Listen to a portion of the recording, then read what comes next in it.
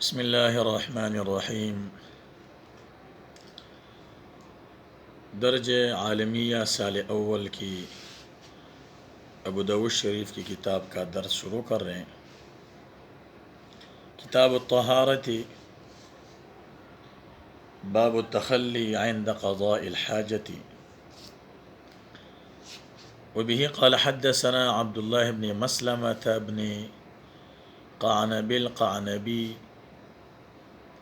قال حدثنا عبد العزيز يعني ابن محمد عن محمد يعني ابن عمرو عن أبي سلمة عن المغيرة بن شعبة رضي الله عنهم أن النبي صلى الله عليه وسلم كان إذا ذهب المذهب أبعد۔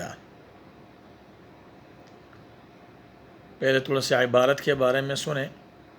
باب التخلی عند قضاء الحاجہ، کتاب الطہارہ، کتاب کے بارے میں بعض علماء نے فرمایا کہ اگر مسائل کا اعتبار بجنسہا کیا جائے، یعنی جن سے مسائل بیان کرنا پیش نظر ہو، تو اس کو کتاب کہا جاتا ہے۔ اس لیے کہ جنس متعدد انواع کو جامع ہوتی ہے، اور جنس جو ہے اس میں مختلف انواع ہوتی ہیں، اور کتاب کے معنی بھی لغتاً جمع ہی کے ہیں۔ تو اگر مسائل کے اعتبار بنوعیہ کیا جائے، یعنی صرف ایک نوع کے مسائل کو بیان کرنا مقصود ہو، تو اس کو باب سے تعبیر کرتے ہیں، اس لیے کہ باب کے معنی بھی ایک لغت میں نوع کے آتے ہیں۔ اور اگر بعض جزیات کو ماقبل سے ممتاز کر کے بیان کرنا مقصود ہو، تو اس کو فصل سے تعبیر کرتے ہیں۔ یہ تین الفاظ اکثر استعمال ہوتے ہیں: کتاب، باب، فصل۔ تو فصل کو اس لیے کہا جاتا ہے کہ وہ ماقبل سے جدا ہوتا ہے۔ طہارت کے معنی اور اقسام بیان کرنے سے پہلے آپ کو تھوڑا سا عبارت کے بارے میں وضاحت کرنا چاہتا ہوں۔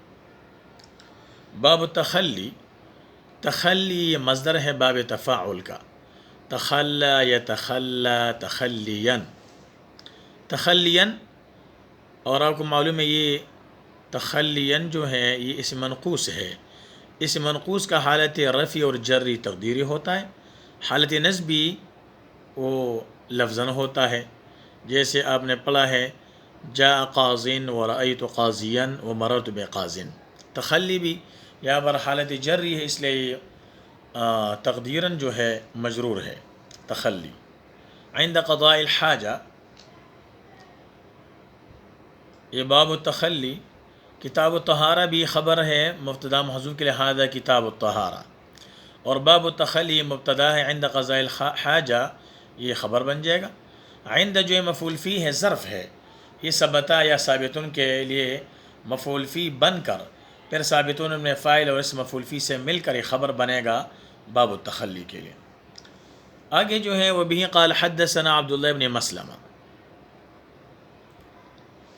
ہر حدیث کو جب ہم پڑھیں گے متن سند، تو سند کے شروع کے ساتھ ہم ایک پڑھیں گے وہ بھی قال حدثنا، اس کا مطلب ہے کہ وہ بالسند المتصل، سند متصل کے ساتھ ہمیں بیان کیا ہے۔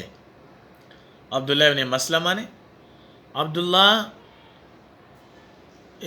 ابن مسلمہ، دیکھو یہ بن جو ہے اس کا ترکیب میں کیا بنتا ہے، یہ بھی ذہن میں رکھیں کہ بن جو ہے بن یہ ماقبل کے لیے صفت بنتا ہے۔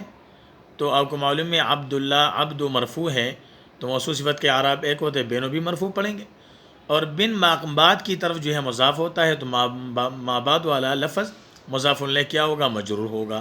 لیکن یہاں پر عبداللہ ابن مسلمہ ہم پڑھتے ہیں، اس لیے کہ مسلمہ غیر منصرف ہے اور یہ محلاً مجرور ہے، یعنی محلاً کا مطلب کہ مسلمہ محل نہیں، یعنی اس کا حالت جری جو ہے وہ فتحہ کے ساتھ ہے، جیسے آپ نے پڑھا ہے مسلمہ۔ اس میں غیر منصرف کے دو سبب ہیں، ایک اس میں عالمیت ہے اور دوسری علامت تاء تانیث ہے۔ ابھی دیکھو آگے مسلمہ کے بعد مسلمہ، یہ مسلمہ کس کا بیٹا ہے؟ قعنب کا۔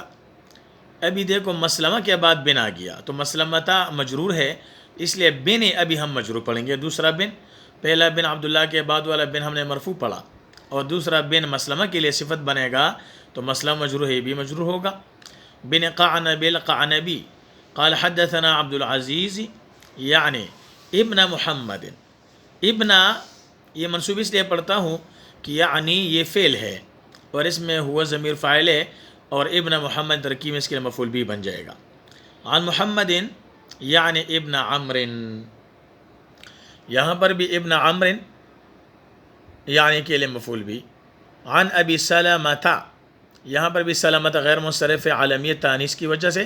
عن المغیرۃ ابن شعبۃ، شعبہ بھی مجرور ہے لیکن غیر منصرف ہونے کی وجہ سے پر کسرہ نہیں پڑھا جائے گا بلکہ حالت جر اس کا فتحہ کے ساتھ ہوگا۔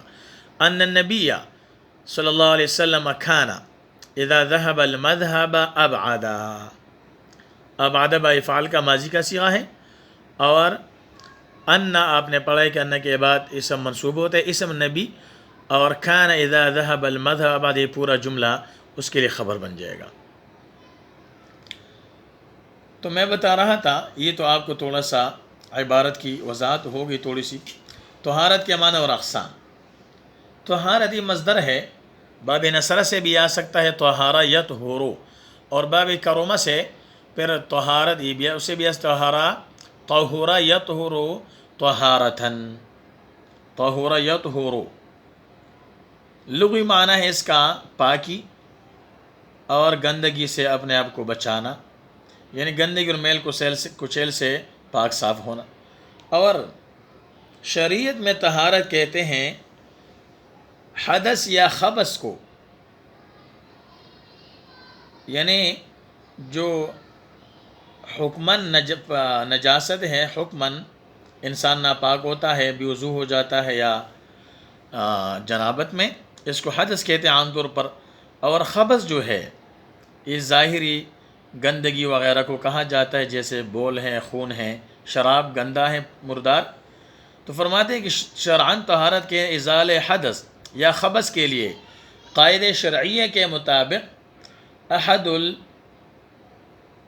احد الطہرین، جو طہر ہیں دو چیزیں ہیں پاک کرنے والا، یعنی پانی اور مٹی، اس کو استعمال کرنا۔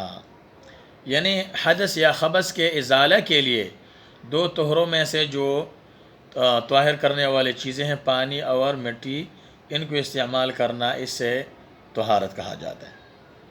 طہارت کی دو قسمیں ہوئی جیسے آپ کو بتایا، ایک ہے ازال حدث حکماً ناپاکی، اور دوسرا ازال خبث جو ظاہری ناپاکی ہے۔ پھر اول کی دو قسمیں ہیں، البتہ حدث اصغر جس کو وضو کہتے ہیں کہ حدث اصغر سے پاکی وضو کے ذریعے حاصل ہوتی ہے، اور حدث اکبر یہ جس کو غسل کے ذریعے جو ہے دور کیا جاتا ہے، حدث اکبر سے غسل کے ذریعے پاکی حاصل ہوتی ہے۔ یہاں پر مطلق اور جنس طہارت مراد ہے، اس لیے مصنف رحمہ اللہ کا مقصود دونوں کا ذکر کرنا ہے، چنانچہ پہلے جو ہے حدث اصغر حدث بیان کریں گے، پھر خبث، دونوں کی تفسیر کریں گے۔